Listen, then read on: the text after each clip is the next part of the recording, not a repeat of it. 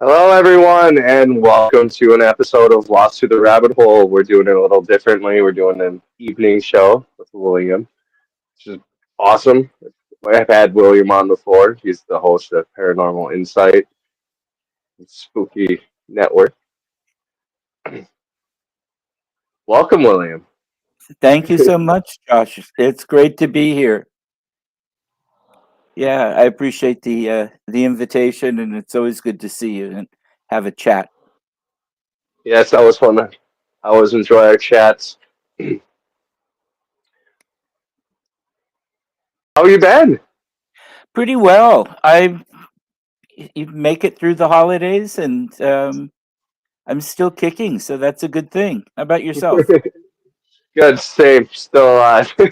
Yeah, that's yeah. It's pretty calm for me, but that's okay. Um, Calm is good sometimes. Yes, Yeah, it is. yeah. But It's I have children, so I'm unfamiliar with this concept of calm. aha. You've got several years to go before you will be familiar with that concept. Yeah. Mm. Yeah, and Saturday, just a couple days ago, Saturday, I had my show, Metaphysical Insights, Oh, and put that. I messed up that name. I apologize. That's okay. Paranormal Insights is the name of my business, but my Oh, show okay. is So I was close. Metaphysical Insights. Yeah, so you got part of it right, you know. But yeah, so that was fun. And I've got a YouTube channel under William Becker that people can go in and watch the shows in the past, after the fact. Yeah. So, uh, anyway, I get to meet all kinds of great, interesting people. I only have people on that I'm interested in what they have to say and I think might be reasonable human beings and, things like that. Um, Right. but if I I've don't, had the unfortunate few times of having guests nosedive on me, do a uh 180 on me while I'm on the air. okay. Yeah, that's not fun. I, I've had things where, we've had technical issues, but the guests have all been good so far, and I'm very Yeah. grateful for that. Oh, And technical issues. This just comes with the territory of podcasting. I feel like it's always something with the sound or the picture or something. right, and just when I think I know how everything is working and how it works, um, the platforms change something, and then I get to Yeah, figure it all out again. And yeah. being a medium doesn't help on that stuff. No, does it make it harder? I mean, No, not necessarily. It's just that tech and mediumship are not the same thing, no, and I imagine. unless I can tune into somebody who's a software engineer or something like that, uh, it's not helpful. But cool. So I'm open for whatever you want to cover tonight. Yeah, I'm just pretty much thought we'd have just a laid back chat. Cool. Uh, yeah, I still definitely want to learn the mediumship. The mediumship. Okay. Yeah, the offer's there. My So, little guys, my youngest has been saying he's been seeing stuff around the house constantly now too. So it makes us wonder. hmm is there a shaggy dog that he sees? Oh, I don't know what kind of breed. It's kind of bigger with long hair that kind of hangs down. He was talking about a ghost dog today, actually. Okay, that's what I'm referring to would be a ghost dog. Okay. Huh. Can you tell me the colors of it, or? I don't know exactly what they're called, but it's like It's got the build of something like a collie or something like that, more it's sturdier, but it's like it's got long, kind of shaggy hair type. It's not curly, it would go straight down, kind of. So There are strange breeds too. there are breeds out there like it, and I just can't think of what the breed is. I wonder if he's just naturally around here or what. Because I've had Dalmatians and German Shepherds growing up in my life, which had labs.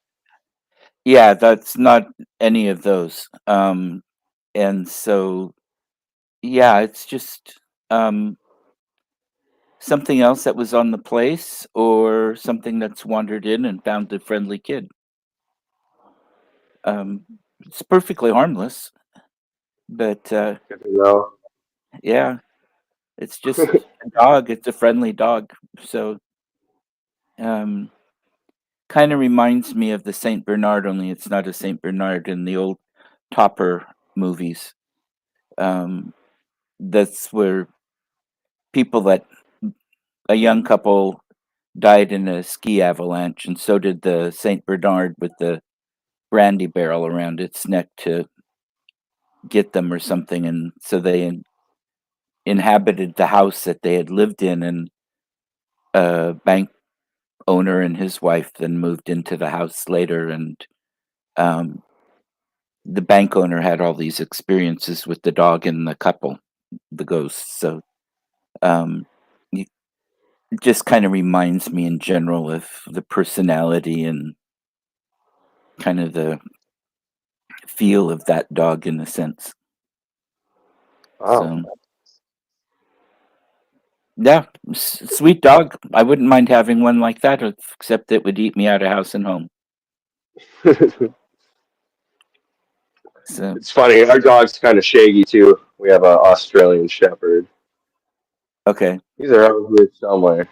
So I always forget when you say ghost dog, you're like, oh, he's just looking at our dog. But yeah, that makes so much sense. Yeah. Hmm. And, oh, I don't know. Didn't I pick up on somebody else in the house the last time I was on the show, or you were on mine? Yes, my great grandmother Right. and my grandfather. Hmm. Okay. And so he might be seeing them as well.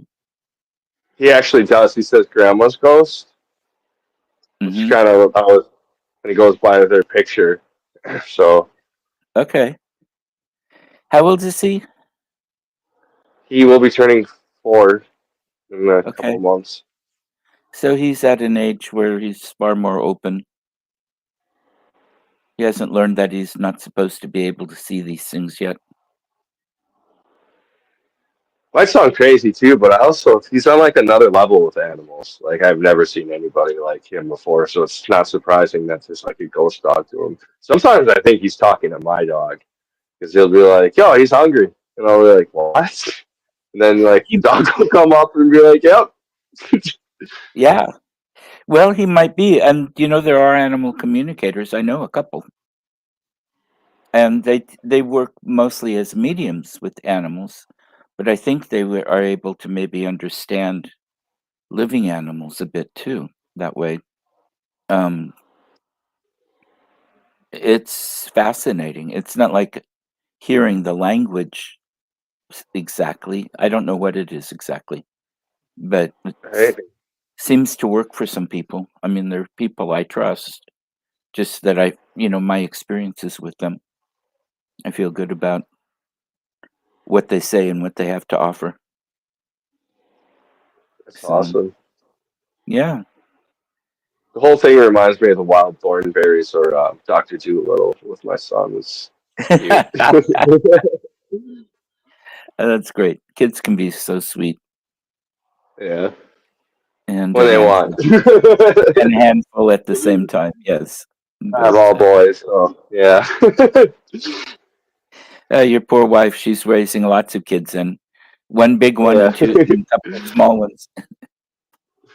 Um, but yeah, it's it's all good. Um, now, are you up in Bigfoot country at all too? Well, I'm in Wisconsin, so yeah. Okay. I wasn't sure just um what the deal was up there with it. Have you had much experience investigating, looking for them? I have had friends talk about having rocks thrown at them. Um, I've went out, I've thought I've seen things, but your mind plays tricks, especially at night. And it's not Hmm. like I've put a lot of energy or money into, exploration of it. Yeah. I have interviewed a lot of people with Bigfoot, and every time I come across a guy that gets super hardcore into it and finds something, they're all like, "I can't show you this place. This animal's sacred. This is something. This is like another human being. You can't mess with them. We don't want this aired." So there's always that really interesting aspect. Or you get the people that are banging on trees with shotguns, or are lying through their teeth. Well, and they don't the beings, I don't know what to call them. They don't like banging. I mean, they're warding people off, and that's a warning and an anger type of thing when you have them banging trees at you. It's you start going out banging trees to get a reaction. You're not going to get the reaction you want if you get one at all. Um, they might throw things that aren't little pebbles. Right. I've known people that have said that's happened to them, or people that they've been with up in the mountains in eastern Oregon, and most of the state is pretty wildernessy and wild. So, um, yeah, no, I was just curious because I live in Bigfoot country too, and I've actually seen one, not around me, but as a medium, I was able to talk to them, and they don't want proof of their existence, and they trusted me not to bring or tell people where they were. That's why he let me see him, the one, I'm sure, um, or part of why. Um, and I've honored that promise. They know that if people know where they are or have absolute proof that they exist, people are going to start looking for zoo animals and trophies to mount on the fireplace Mhm. and all kinds of stuff. And they don't want to be part of that. Which I don't So blame them. I don't either. And they are interdimensional. That's part of why we don't, things come and go. Um, they can come in and out, and just like other beings can. Some of the fae and that kind of stuff that the beings of folklore. Yeah. That are Hmm. very much, I feel like, are being starting to show up more and more and more now. Um, Are they? yeah, and I would go ahead. I mean, you hear so many more people talk about the Fae now too, and like the fairy lights. And Hmm. I have a bunch of friends from across the world that have been just documenting them like crazy, and they swear they're not dealing with extraterrestrials, that they're dealing with the Fae, and they feel protected, and they feel like they're gaining relationships. And I'm like, oh, Yeah, I believe it. I'm a very skeptical person, and there are lots of things I've wanted to believe in, but if I don't see them with my own two eyes, I can't say they exist. oh, they're taking pictures. Uh, well, Yeah. I'm not. I'd be careful about pictures, but where I was going with this is, I thought, oh, years ago when I was just exploring, and I thought, maybe they come in. I've been reading something about quantum physics or something like that, and I thought, well, if parallel universes or dimensions exist, why can't these mythical creatures or beings be interdimensional.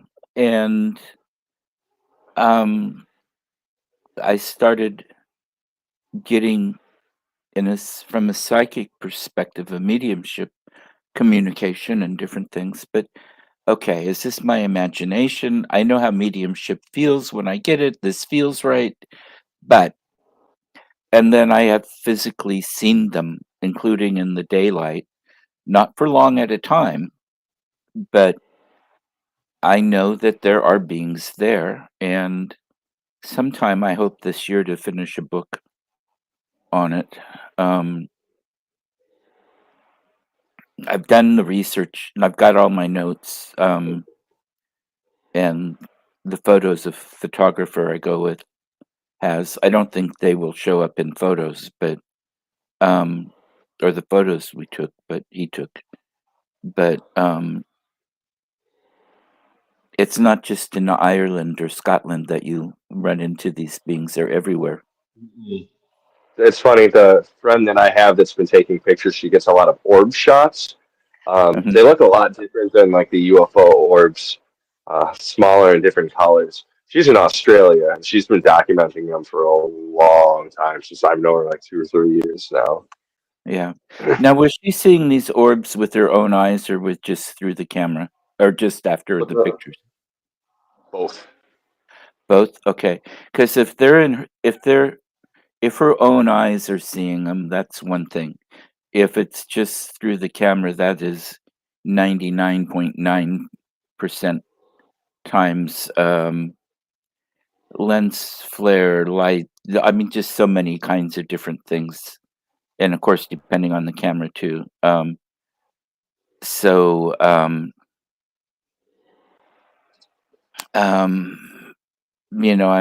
you have to be careful with that. But I if, know. yeah, if you're seeing I've physically, been very, very skeptical about it too. But then she says too that she's got like this little bit of like a psychic link going with them. So mhm, I don't know. I have to yeah, introduce you to a lady. Yeah, he used to be a trapezist for the circus in Australia, like one of the big ones, and then she's like retired now. okay, sounds like an Fun little interesting. note too. Fun little note too. When you do all these podcasts, I'm sure you too. You meet all sorts of different people with different professions and just different walks of life. It's so cool. Yeah, it is. It is. And like I say, I believe a lot of things are possible, but unless till I've seen them, even with the Sasquatch or Bigfoot, one of my good friends, and this guy is totally honest, and he's lived in the woods at times. He knows his way around, and was talking about experiences and such, and then I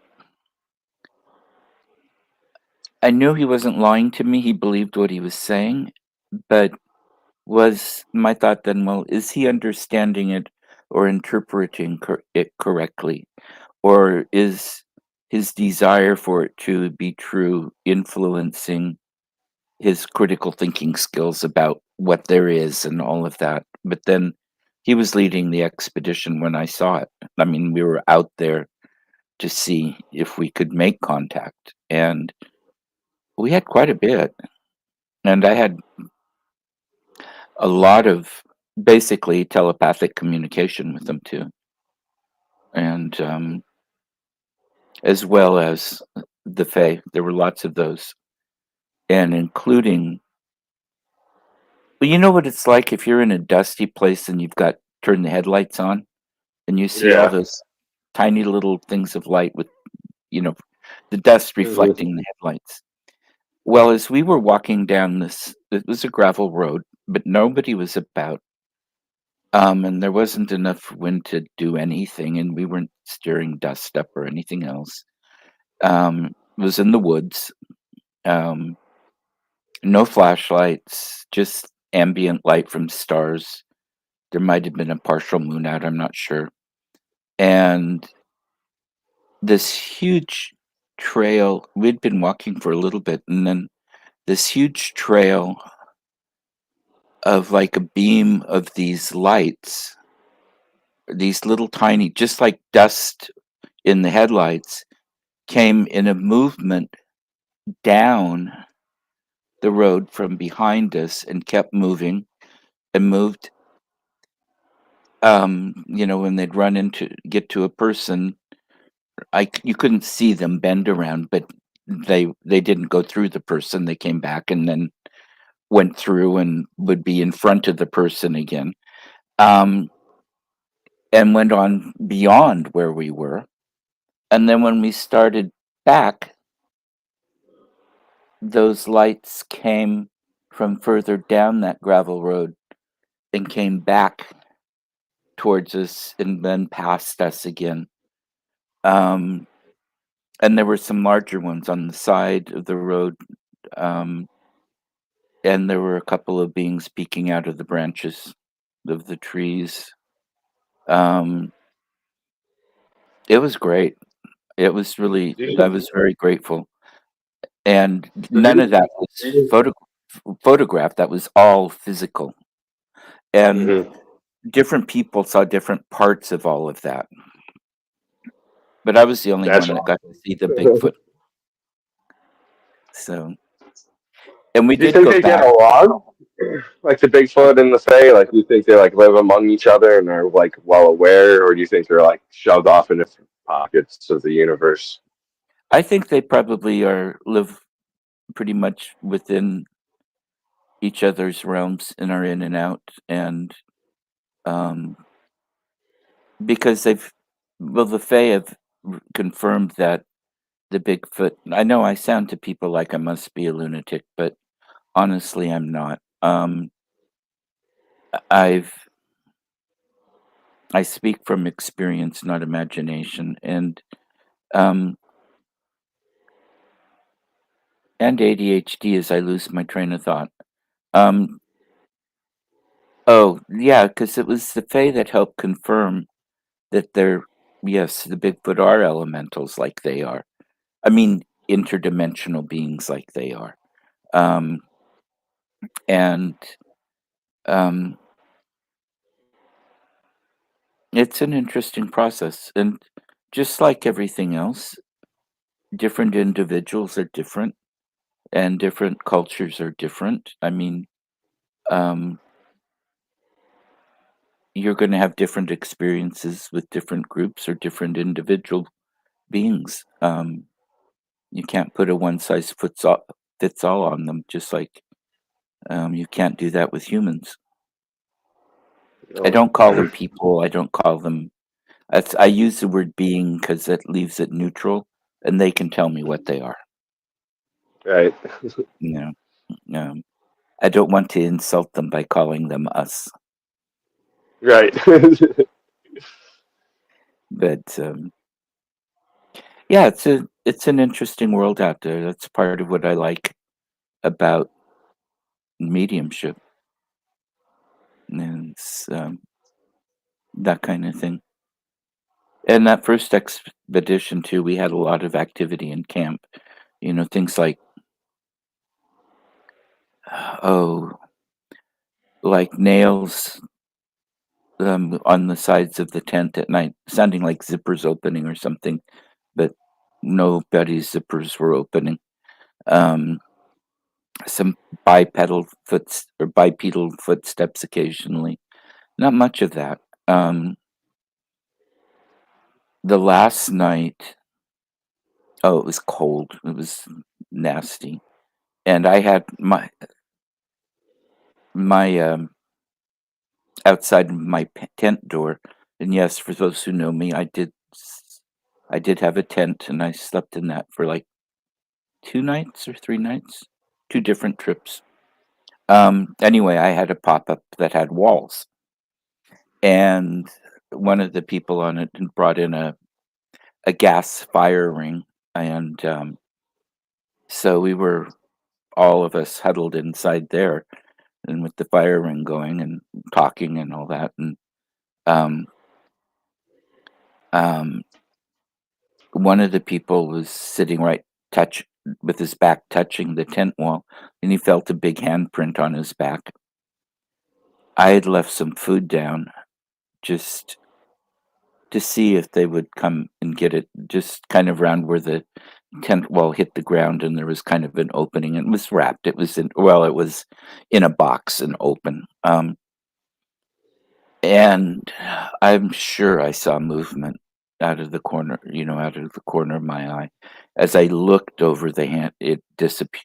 The food was still there, but the movement disappeared. It was like you could, you know how it is when you've missed the physical thing moving, but you can kind of see that the actual air disturbance moved. Yeah, Yeah, I mean my train it's of thought is honestly went to like right like a cat. Probably as soon as you guys left, it probably took that food. yeah, uh, and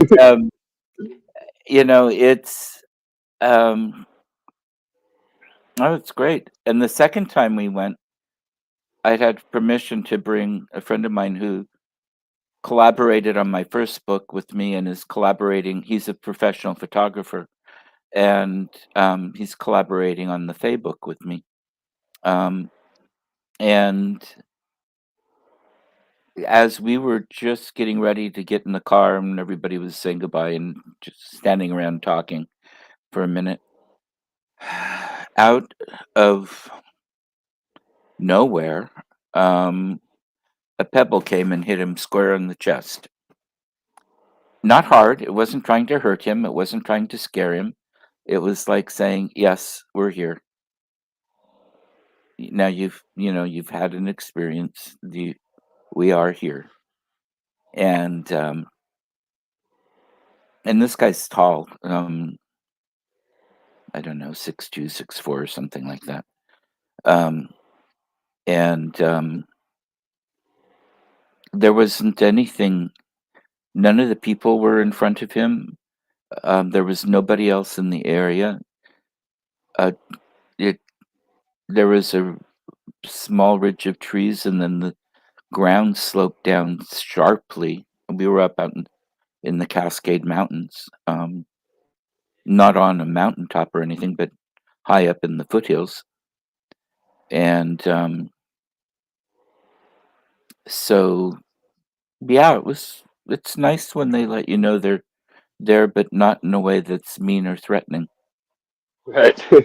I mean, I have heard stories about like hostile Bigfoot, especially like back in the 1800s. There's like a lot of them. You wonder, is it just wise tales? Is there something to that? Is there something, maybe there was a group that didn't like it when there was some mass logging starting to happen in our country? You never Oh, know. right. And so much of that stuff, I think, is just legend and tales, and keeping the kids out of the woods so they don't get lost. But there can be truth in some of that. And if you've got a mass logging project going on, that would upset any of the beings that are in and out of that area. Um, so, but I don't know about getting violent that way. I think if there was a physical, if they felt like individuals were physically going to threaten them or harm them, that would be different. And I could certainly see them getting really up in people's faces to scare them off. Yeah, that's kind But of like the story I remember hearing about too. Was like a group of loggers got like trapped in their cabin by something. I mean, which very well could have just been a grizzly bear too. it very well could have been. Yes, we forget that those things lived in those woods far more. Right. They have much more range than they do now. And I don't know where you're talking about even. I don't know if that's still grizzly I country or don't not. remember it too. I feel like it might have been like somewhere around Montreal too. I don't, I wouldn't be surprised if they didn't have grizzlies up there at one point.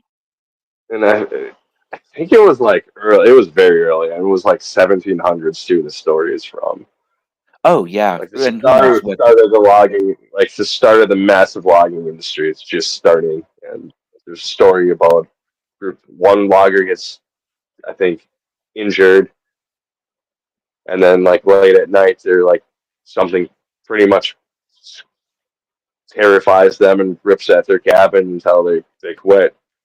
Yeah. Well, and that's interesting. I don't think of logging in that much in the 1700s, It could have been because later. It's one of them. It's if you look up, like rabid Bigfoot or something. That's the story you're gonna get is about these yeah. loggers.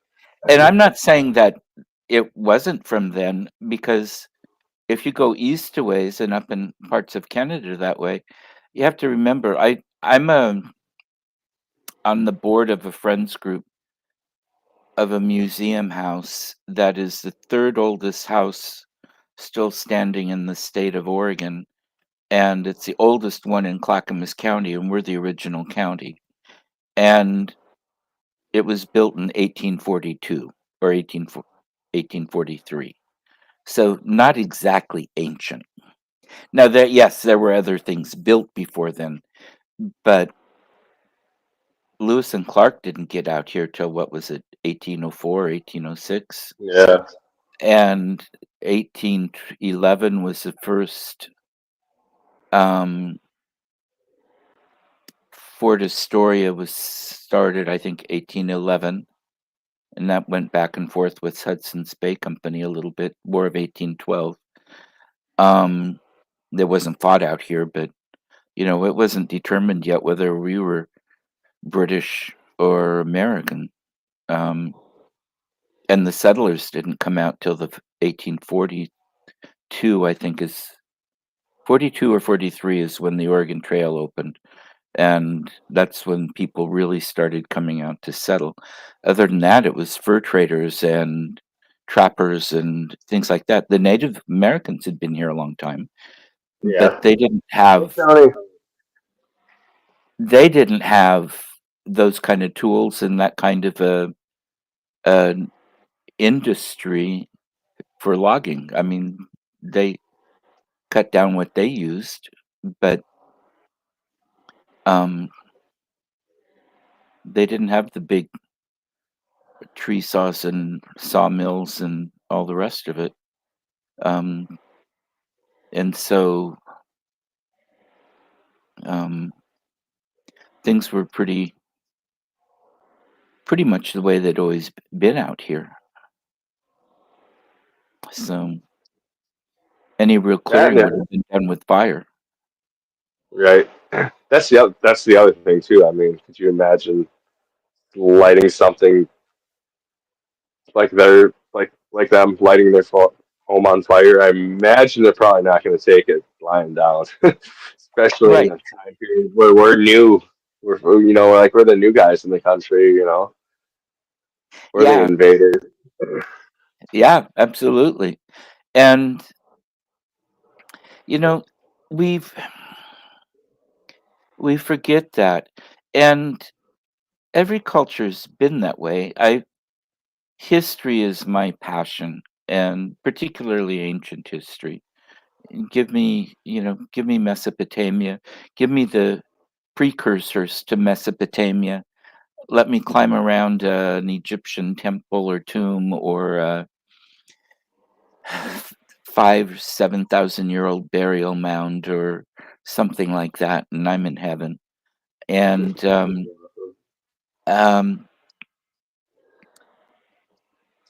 there was a point of all of that. But oh yeah, the all peoples have been the same, and including the people that were on this continent before the Europeans came. You conquer people, you become the bosses. You might have some that take care of administration and keep, you know, power to a certain degree, but others don't. And it goes back and forth. I'm not saying it's correct or right, but this process has always gone on throughout history.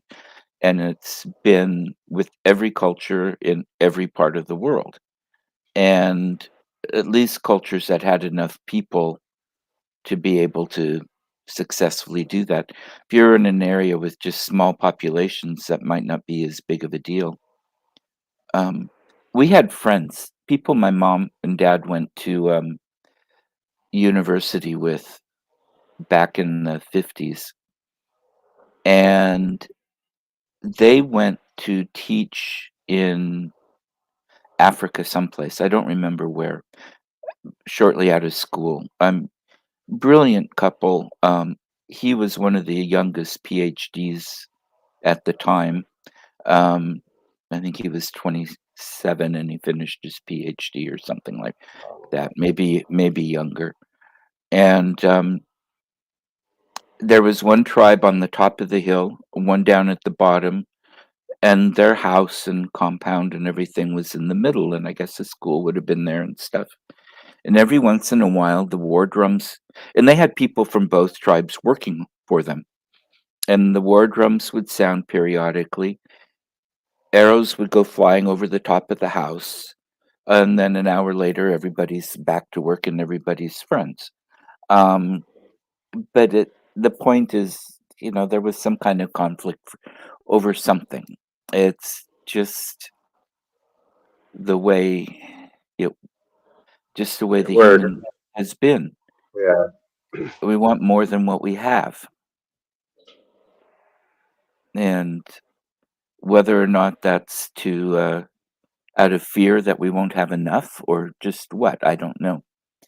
But there was a purpose beyond all that. So I could see I think where. that's a I think that's a good place to I can bring up some stuff too. I mean, there's a lot of current events that we can cover. Um, Mhm. i.e., the drone situation. What's your take on that? I mean, which is terrifying if there is somebody else. It never too. Every time we found a civilization, we haven't treated them really, really well, and we got a lot of that karma waiting for us. I feel like. Right. Yeah. No, you're right. We haven't. We've done horrible things to every civilization that we've overpowered, be it physically or economically or both. And but we're not alone. Everybody else has too. That doesn't justify it. At this point in time, we should know better, and we Yeah. shouldn't do it. You, part of the lesson of history is let's not do these things anymore, people. Um, Treat everybody with respect and dignity, and um, equality. That little word. Um, yeah. Did I interrupt you? I'm sorry. My No, ADHD is no, off the no. chart. That's fine. I'm very ADHD too. What I was getting at was if you believe any of the Admiral Byrd's story, it's kind of a lot more terrifying now, especially with Congress that last Congress covering the UAPs and UFOs, saying that they have documented something else in our oceans that we cannot classify as another country.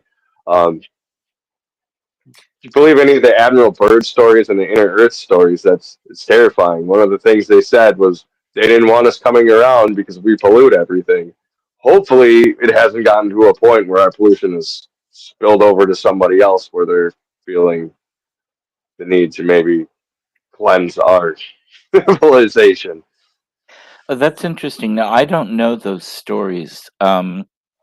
I know about the the hearings, and Congress has put out a report which I haven't read, but I've heard pieces as the summaries and such, and it sounds like UAPs. They said most of them could be explained through man-made or natural things, but there are some that they definitely are unexplained, and they don't know what that is. I haven't heard anything about continents or um, other countries or anything else that way. Um, The and they've the said that big it. thing I took away from it too was the USOs was the things that the Navy's been seeing, which hasn't been covered much. Um, Yeah, because I haven't heard anything about that, and I didn't hear about that coming out of those reports either. But it makes sense. I mean, it gets talked about. I don't know. I have to see it. I know UFOs exist because I have seen one, and it was up close. Well, it was low, it was huge, it was round, it had the flashing, all the different layers of colored lights, and it went down behind a hill not far from where I was at night. And the friend I was with and I, we almost went out to see if we could find it. And then we thought, oh, we might find it. And we went back the other direction and went home. That was in high school. But so I know UFOs exist, but I don't know if they're interdimensional, extraterrestrial. This was in the first half of the 70s. I'm pretty sure it wasn't any kind of a man-made experimental craft. It was 1 in the morning, it wasn't a balloon.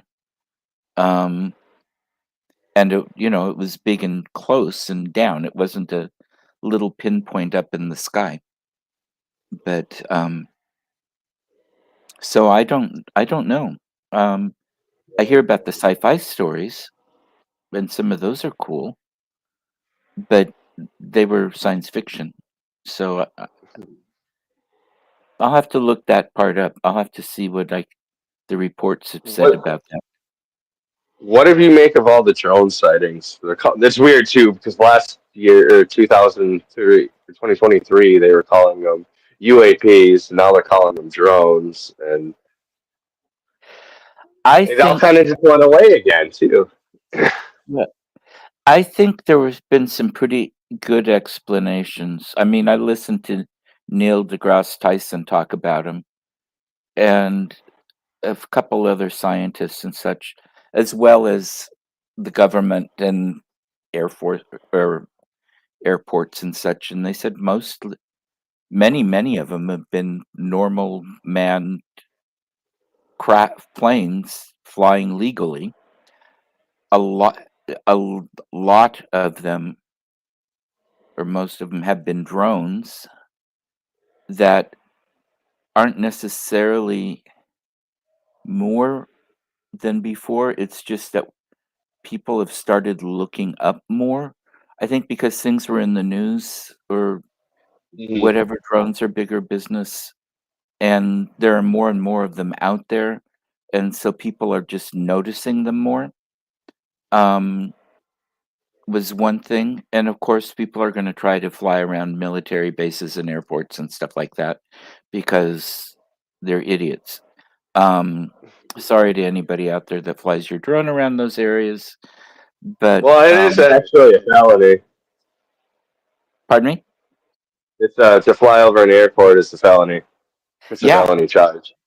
yeah, and flying around a military base, I believe, is too. And um, I think probably most of those things are stupid people and innocent and mistaken planes and whatever. All of them, I don't know. Um, I do get concerned about espionage and spying. It has been totally debunked that no, the Iranians didn't have a big ship out there with hundreds or thousands of drones on it that they Yeah. were sending over all these facilities. It would have to be an awfully big ship for the number of drones they were carrying and launching. Um, and The espionage one gets crazy. Did you ever see the pigeon video that I put out on my page? It's actually done by the Marine Corps. There's China uses these pigeons. They look like carrier pigeons, like your average carrier pigeon. And then you uh, see a Marine pick one up and he flashes the light and it's got all these barcodes and like circuits and stuff you can see through it. And he's like, yep, these fly for about a half an hour. They can stay in the air. He's like, China's been using them for years. We have something similar. I'd never heard about that. That makes sense. So it's kind of they're not really a pigeon; they're just a mechanical device looking like a pigeon. Yep. Yeah. But So you that know, that average snow would take it, just a pigeon, just chill. yeah. So that can go land someplace in a military establishment or whatever. Hmm. Yep. I hadn't heard of that, but that would make sense. um, yeah, espionage is such a fascinating thing. And again, that's not new. That we've been spying on each other for millennia. Um, There's so much too with just the fascination with wartime too, with espionage. Uh, when we were in Korea, we were telling the Koreans that if they pissed us off too much, we were going to let off our werewolf troops, and they were like having sounds in the jungle and stuff, and like putting up mock werewolf dudes around and stuff in the Korean War to like mess with them because they're like the Americans have werewolves. I have never heard of that. Where Uh, is that? I and my dad was in the Korean War. Now he was in the Navy on an ammo ship, but it was a group that did it. Their whole thing they did was like I believe it was like the first division of like almost like what the offshoot of what the SEALs became in Vietnam. But yeah, all they did was just spread espionage. Another no, one that too was in World War II. Was there was a group of commandos going around that were had like movie props of tanks and stuff, and they actually oh tricked the Nazis pretty well in one battle with like these oh yeah, inflatable no, tanks. that was for the D-Day invasion, and Yeah, they wanted to make it look like the forces were gathering in a different place than where they were. Um, was it the D-Day invasion or was it the getting everybody out at Dunkirk? I think it was getting a real on Dunkirk. I think you're right. I think I had the wrong thing. Although there would have been subterfuge for D-Day, except we wouldn't have been able to show that in France. They'd have to show it in England. But I The think there other were things like that too. the other crazy fact I heard about World War II, which I have to look into it more, is that we know where to land in D-Day because the Italian mafia was helping us. They were giving like they had spies out around and they were giving us coordinates. I don't know if you ever heard anything about that. I haven't, and I would be a little apprehensive of taking that too seriously without some pretty legitimate proof. It's so easy to say anything. It's so easy to fake a Right? video. I mean, It is there's so much nowadays. out there. The video can even be real, but it's not what it says it is. You know, they say it's a celebration of this. Well, no, it happened 3 years earlier, and it was a religious celebration that had nothing to do with anything political or whatever. And, you know, it was, um, there's so much that we just have to really be careful about. Right. And Everybody's it's got a story to spin too nowadays. yeah, and it's harder and harder to really be able to tell the difference between fact and fiction. Oh yeah, I mean absolutely. We live in the age where we can't trust our eyes anymore. That's Our right. forefathers never had to deal with this. Yeah.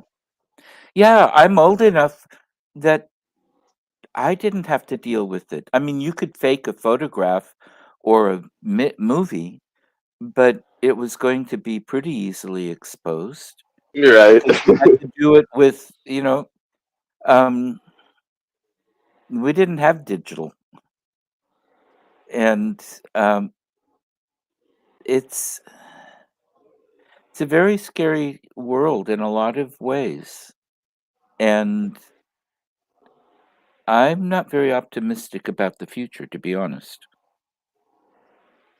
And that can change. The future can always Yeah, change. And one can hope for change. But absolutely. I did a gallery reading in November at a conference, and the the place was packed around with different entities. Some of the people that came through for the audience, and some others. It's a very haunted town that we were in. It's a company town, and um, all of the entities were in mourning. because of the state of where the world was going. And I thought, oh, that's an ominous sign. Yeah. And I don't get, I really try to keep politics out of my professional life. But um, there are times when the professional life comes in, and we need to be more careful about everything from how we treat the planet to how we treat each other and how much control we give billionaires and few other things. And That's why I brought. That's why actually I kind of brought that up too about like the ominous part about Admiral Byrd's story. You should look into it. It's after World War II. The uh-huh, we defeat the Nazis. The Russians are pushed back. They're starting to build the UN. This uh-huh, pilot finds a spot in Antarctica, which is still really bizarre how we treat Antarctica today. And right. they go down there with naval ships in his journal, and they get their ass kicked by what sound like UFOs. And they're told by a being, they're taking the Admiral Byrd and the is taken to their commander, and he's basically like, "Yeah, we know who you are. We share this planet with you. We know what you're doing with pollution, and we've just seen what you did with nuclear energy. Stay away from us. We're way more advanced, and we will wipe you out. Just do what you're doing. You have no business here. Go back. Tell your people to stay away from us." I mean, now that our government's talking about drones coming out of the ocean, and it's like, Well, we have drones that go in the ocean. I mean, shoot, Ukraine's used them to sink Russian ships, drone submarines. yeah. And so I didn't know about the Navy talking about drones coming out of the ocean, but I could see that because Not we've just got, drones, it's orbs. It's a lot of what sounded like what the Foo Fighters were. okay, I don't know the Foo Fighters either. I'm only kidding. I'm not kidding very much when I tell people I know more about, um, uh, you know, Neolithic culture, pop culture, than I do current pop culture. Um, I know the name Foo Fighters, and it's some kind of a movie or something, I think, isn't it? Or it's No, a tour. Foo Fighters is what the Navy was calling these orbs that they're watching come out of the ocean in World War II. Okay. And then the band Foo Fighters took the name. Yeah. Now, those are all things I hadn't heard before. I'd be really critical of the sources that were saying those things, and I'd want to know. There's a lot that's been debunked about any kind of a something living under Antarctica or the South Pole or aliens or anything else there. But we're still not allowed to go there. No, because they're trying to keep it quite pristine. They go there for research, and you can take cruise ships there. I mean, I know people that have gone to Antarctica on there. You have to have a lot of money. It's not an easy cruise. Um, but yeah, it's not very accessible, most of it, you know. Um, Yeah. you've you've got to be pretty trained, but they take everything in and everything out. I mean, they take human waste out, I believe, even because they're trying to. The idea is to keep that as unspoiled and pristine as possible, and it's not to be owned by anybody. Um, is the idea behind it? Um, we'll see how long that lasts, but um, It's lasted long so far, though. You know. yeah, uh-huh.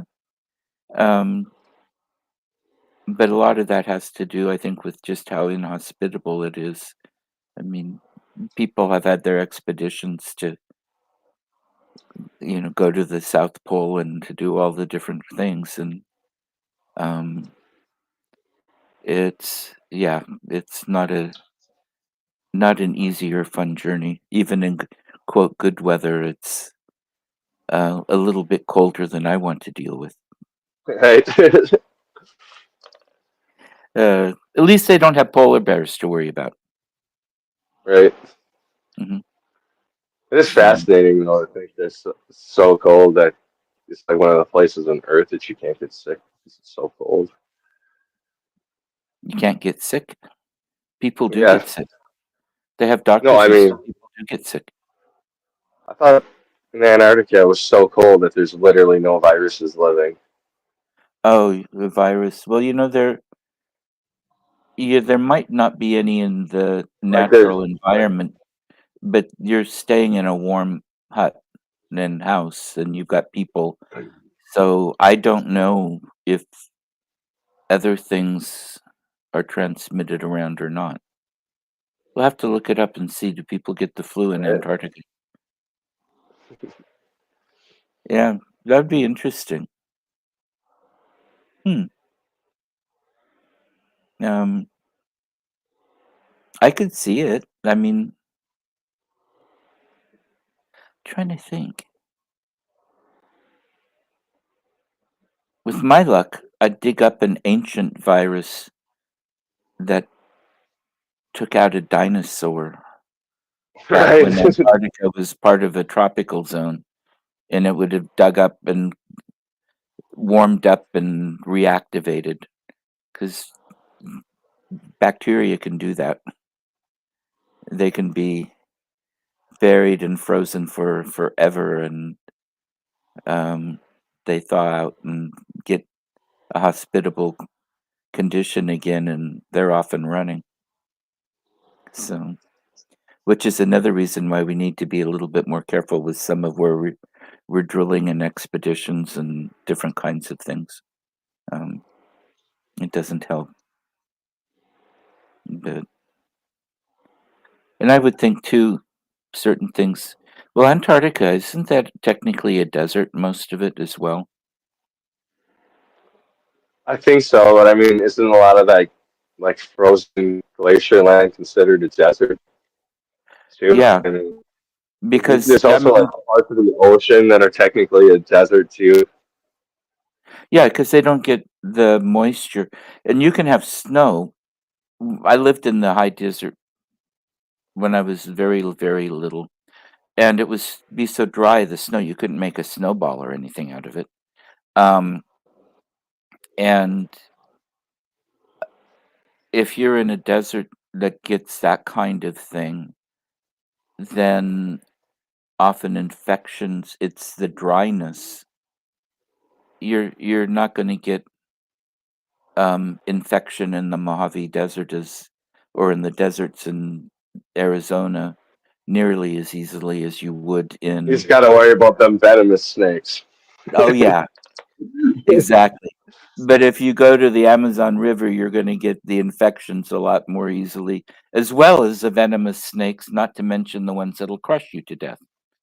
Um, Right, or bit by that spider that's never been identified, so we don't have a poison on hand to try to save you with. exactly. Yeah, not my idea of fun. No, Mm-mm.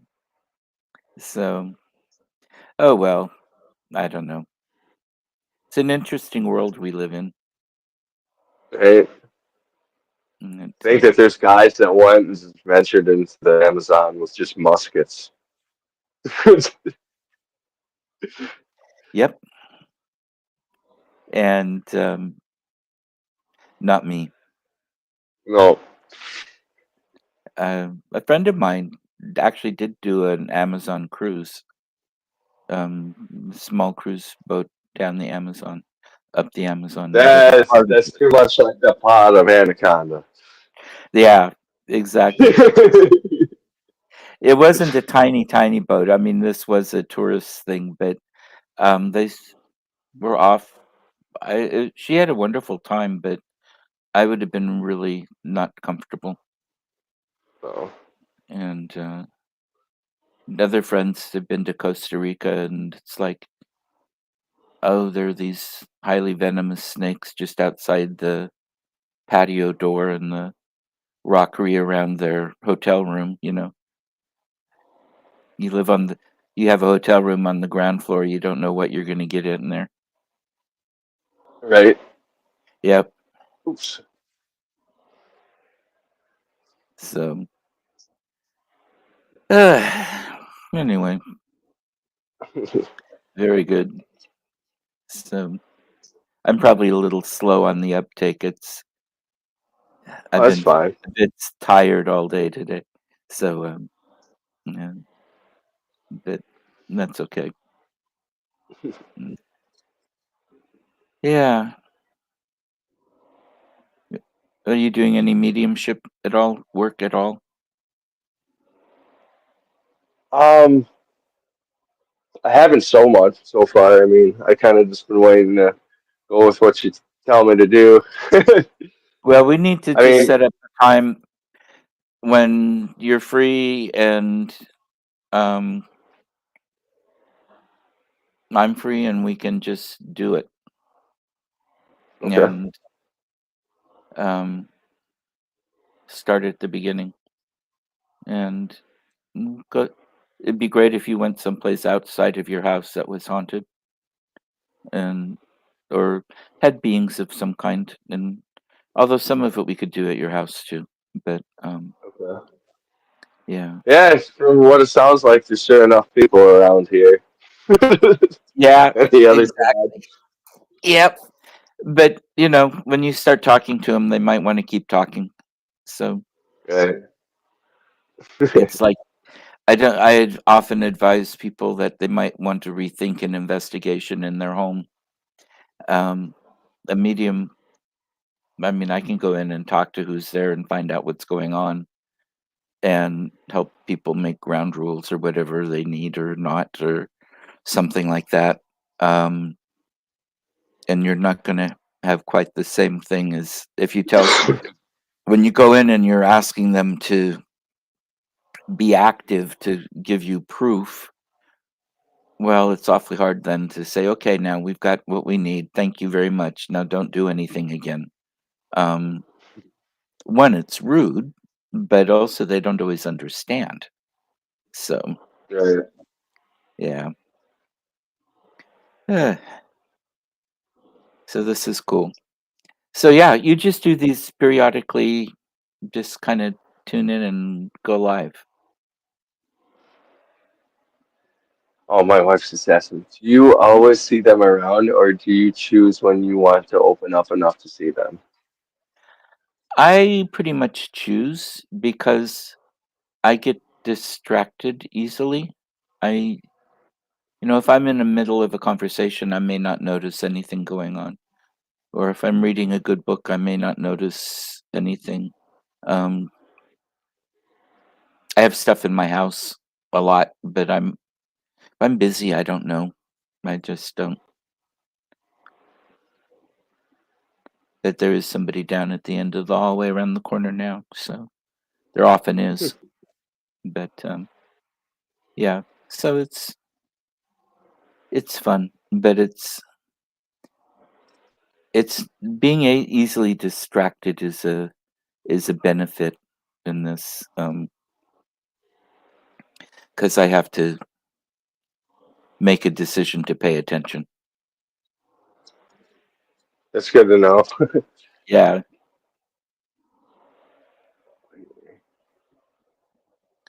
Can they interrupt or bother you to ask you to do something or communicate with someone else for them?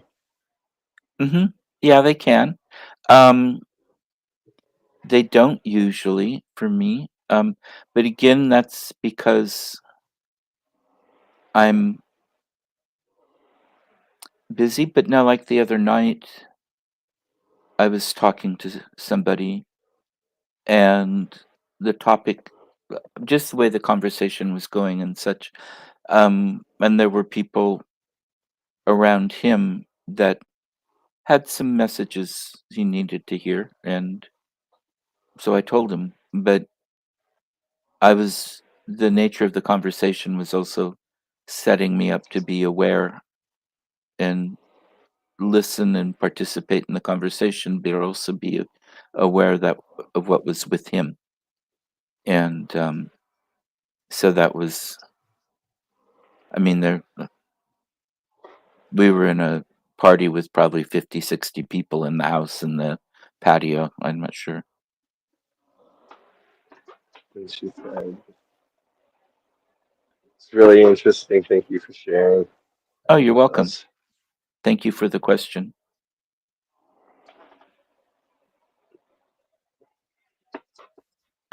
So it's a Awesome. fascinating thing. I think everybody has ability. I think it's part of what kept us from getting eaten by saber-toothed tigers before we had language skills. And I not everybody has the same abilities, but um, there's a lot there that we can work with, and I feel very grateful to be able to do what I do and to bring it to people. And Here's a random thought. Do you think mediums are what maybe caused us to domesticate animals? no, No? no, I don't. Because Um, I read somewhere that cats instinctively came to us, like we didn't choose them, like they chose to like. they cats, dogs, different things.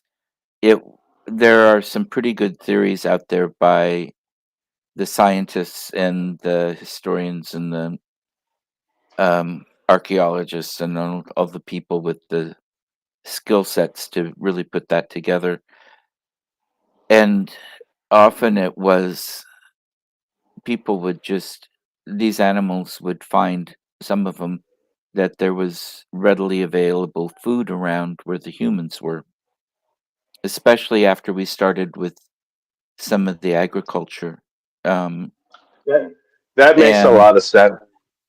and it wasn't necessarily killing animals or us, it was just it was easier for them, and then people started giving them food and getting things, done, and then some of the breeding and stuff happened and changed because the domesticated ones are obviously different than the wild counterparts would have been. But um yeah, so probably the animals chose us, but there was to begin with, when you're talking about cats, dogs, things like that, um larger animals like well, horses, and actually horses, the precursors to modern cows, everything, they could have been the same kind of a way.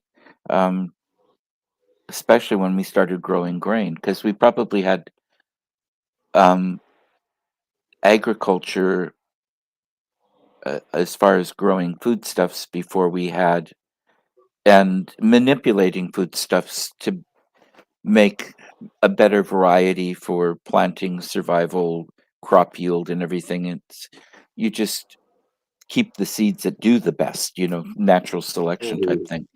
Um, and animal husbandry probably developed out of that.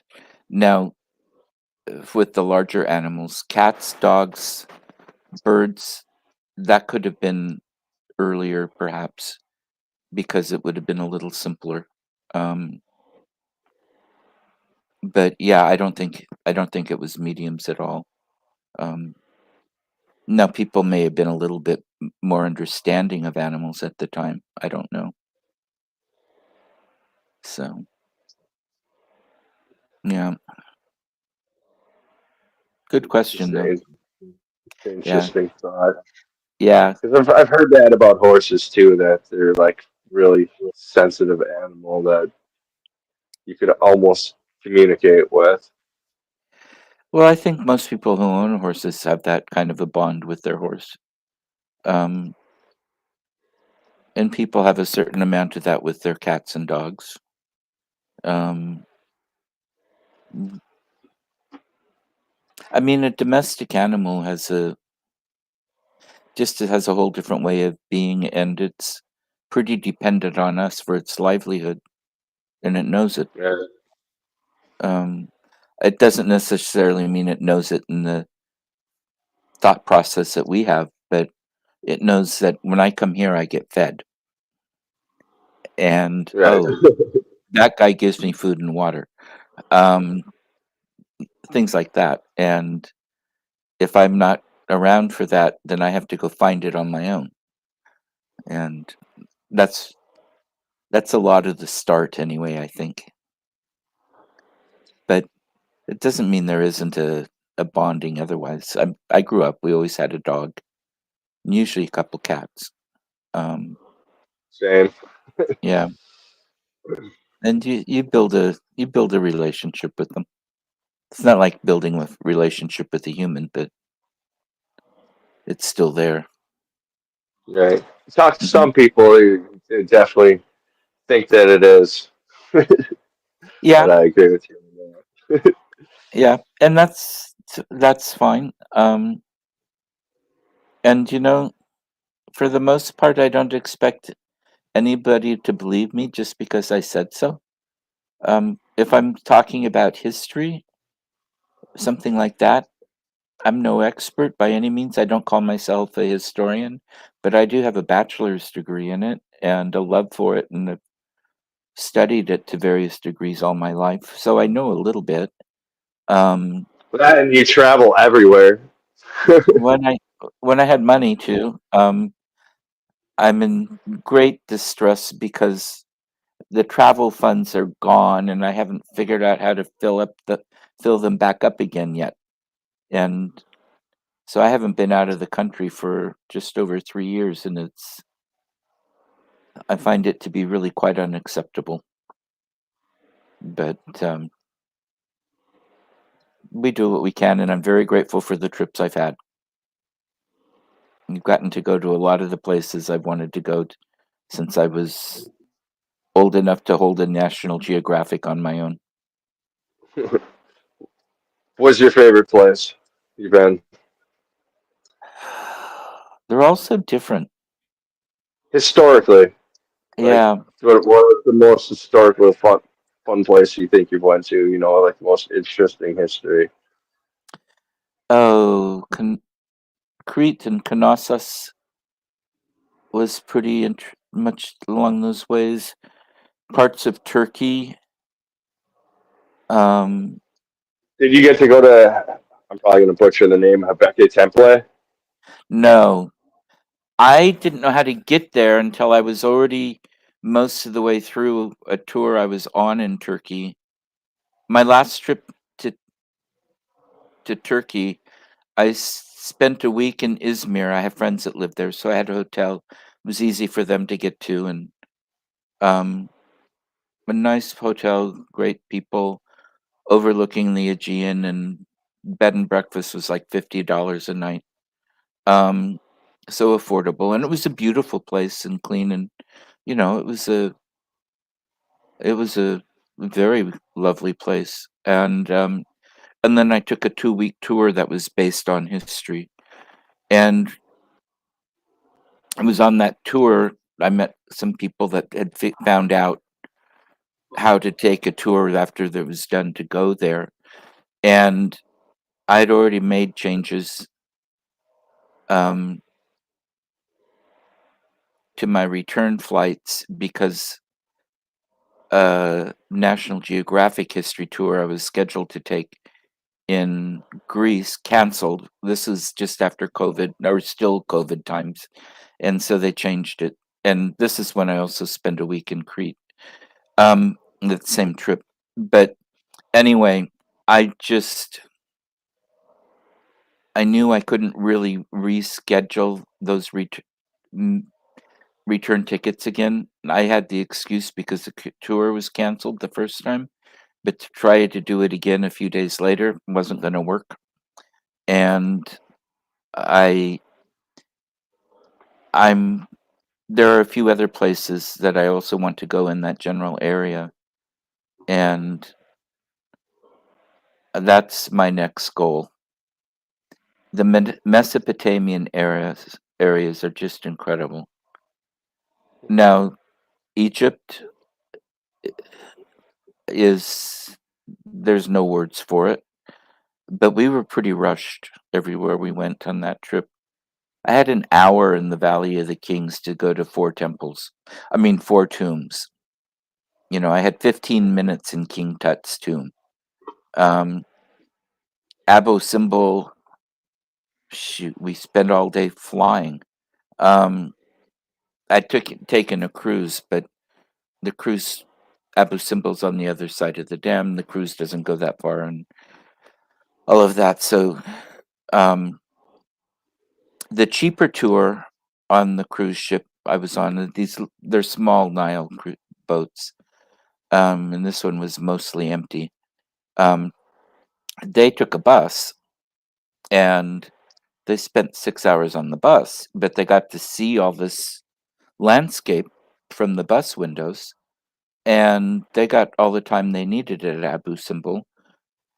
We had less than an hour to walk from the visitor center in the scorching heat. Their electric little, kind of extended, like you see in airports. The cars like that were broken down, so you couldn't get a ride on one of those to go there and go faster. And it really is Mm. uphill both ways. Um, and so In the heat.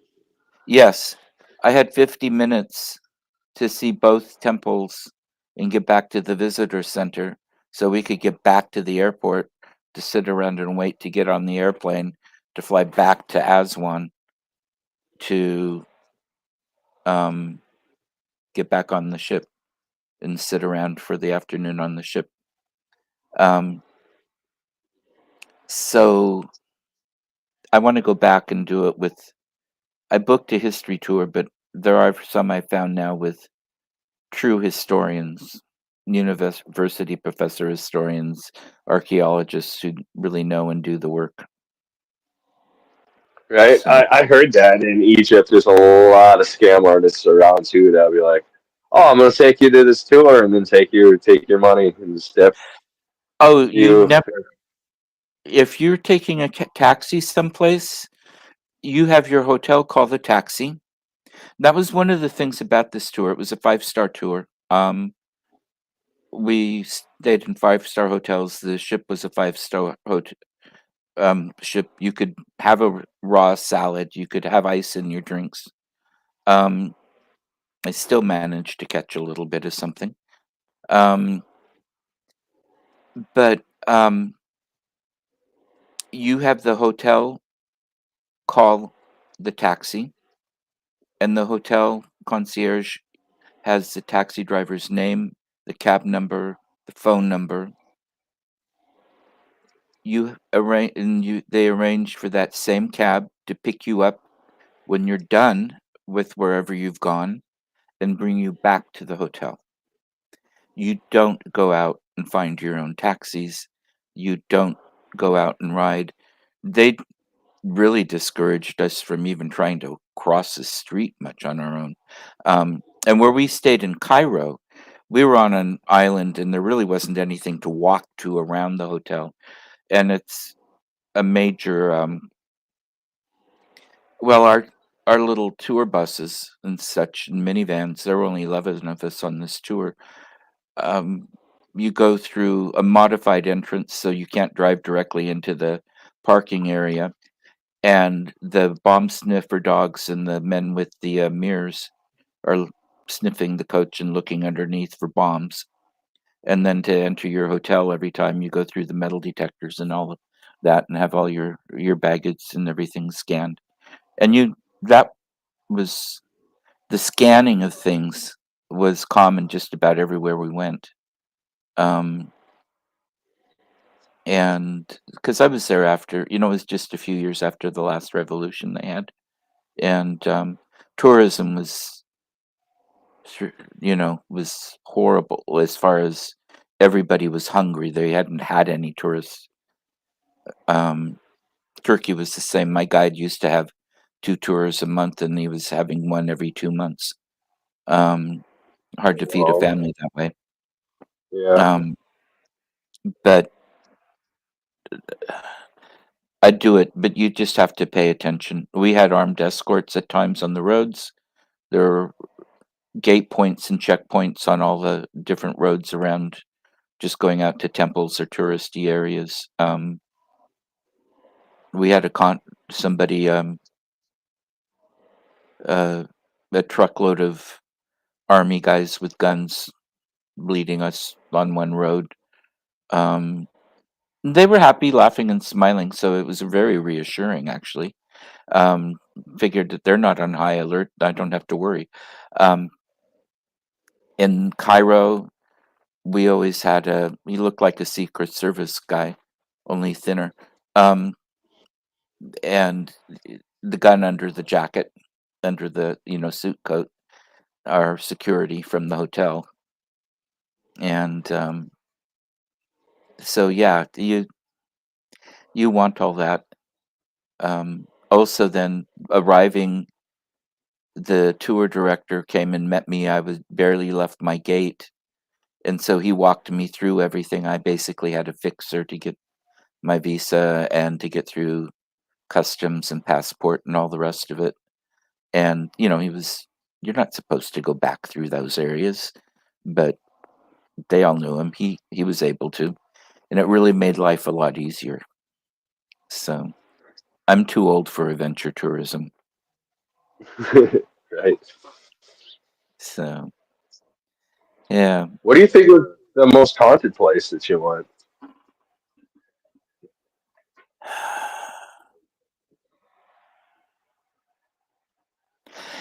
I didn't go looking for haunted so much as I do entities I can talk to or meet with. And I found that pretty much everywhere. If I had time to sit there and talk to them a bit. Now, it was interesting watching the women with the cauldron of blood from human sacrifice in Troy. Um, and then I did find out that, yeah, that was something that would have happened. Um, I didn't know historically if that could have been accurate. And then after I had that, I did the research and found out, yeah, that was accurate. Um, Wow. and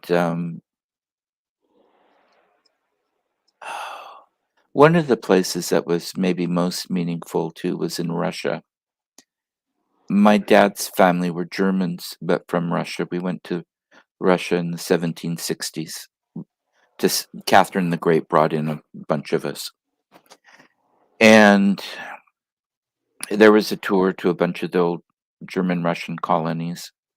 And a group of us cousins went on the tour, and we got to my grandparents' village. And Grandma had a map um, that she'd made with somebody that showed the houses and everything. And so um, I had some good conversations with my grandmother there in the school, especially. I got to tell off my grandfather's wicked stepmother when she came flying out of the upstairs of the house. Um, Meaningful conversations to me, that was probably it because I was talking to my people, and the ones that had died there hadn't made it through the genocide that there had been against us for. It started in 1915 with the Tsar and ended in 45, and big chunks of my family were wiped out. Um, and just watching processions and stumbling into a past life, all those things can be pretty fun. Um, a lot of meaning to it. I love it. And so, as far as things moving or going bump in the night, I've at the Old Bell, one of my favorite places to stay in England. It was built in 1200 as a guest house for the monastery. It's oldest purpose-built hotel in England, and I stayed in the room the lady in white had killed herself in, and didn't have anything happen. But I did see her on the staircase with my eyes. I've stayed at the hotel a few times, and um, solid. Well, it was out of the corner a little bit. I was afraid to move and do a full look because I was afraid she'd go away. But I could smell the dress. I could hear it almost, and I could see it. I mean, because it was like here. She was on a staircase a few. So the part of her that was at my eye level standing is the part that I could see. And she was there, and then she wasn't there anymore. And come to find out, that's not that unusual. But and I've stayed in rooms where doors have unlocked or cupboards have opened and closets and stuff like that. But um, it's always like, well, I don't care. Just don't wake me up, and you're fine. I need Right. my I know what I you need I need my sleep. are. But yeah. So as far as the most haunted go, I just don't know. And every place is so different and so special. Um, in each country and the people and the food and everything else, it's hard to have a favorite. Um, but England is the first place I ever felt at home in my life. First time I went there in 1984, and um, that was fabulous. And I love every time I go to England. I love it. Um, and Scotland, Ireland, um, and it's also easy. They all speak English, and Right. I am a typical American. Unfortunately, even with language training I've had, I really don't speak anything but English. So, um, and that's not something to be proud of. It's a fact. So, Yeah, same here. So so, yeah, good question though. And none of the places have been actually, scary. I actually worked in a place where everybody was Spanish and spoke Spanish for about a year, and I still didn't pick up on the language. I mean, I got a little bit, but it was like, yeah, Well, and I try to pick up a few words or something, at least to be polite. And but I've gotten through time. I'll remember for 5 minutes, and then it's gone again, and it's yeah, just weird. I have trouble with that. I have trouble remembering English half the time. same. Mm. And the ADHD doesn't help any of that. But No, I just say it's because I'm so smart that I don't have any more room to put any more in. it's a That good way to usually look at it. eye rolls and laughs, which is appropriate. So, Right. did anybody else have a question out there, or how are we doing? We're doing good. I Okay, think most of the questions have been answered. okay, And I have been keeping up on them, putting them up on the screen. yeah, yeah. I was wondering what you were doing at first when you kept looking up there or something, and then when you started asking the questions people had, it made sense. Okay, That's what he's doing. yeah. So, but how long does your show usually go? About an hour, and we're a little over that, so we're good. Yeah. If you want to stop, we can. Um, Call it a night. I think that might not be a bad idea. I really enjoy it and talking to you, but I'm so tired. I'm beginning to not make sense. Yeah, I'm And getting tired too. Thanks I for want. coming. Oh, thank you so much for having me. I love it, and I look forward to it again. And let's just set up a time where we can chat, and we'll set up something to do some mediumship work. Okay. Yeah, and for anybody who's interested, my website paranormalinsights.net. I can't get into it to update it, but you can follow the link to buy my books. You can, I think those still work. You can use the link to get to sign up for my newsletter, and I hope to get one out actually this week. And I think there's a link to one of the programs I've done to my YouTube channel, and you can get to my YouTube channel then that way as well. Para Insights is the business page on Facebook. And so feel free to follow me there. And Paranormal Insights, I think it is on Instagram. It might be Para Insights, I can't remember. So those are great ways to reach me. Awesome. And yeah, and so So go check out his books. yeah, and I really appreciate it, Josh. Thank you so much. Oh, no problem. It's always fun. Let's do it again sometime soon. And Sounds good yeah, to we'll me. figure out a time. After I've had Bye. more sleep. Bye, Great. everybody. Take care, everybody.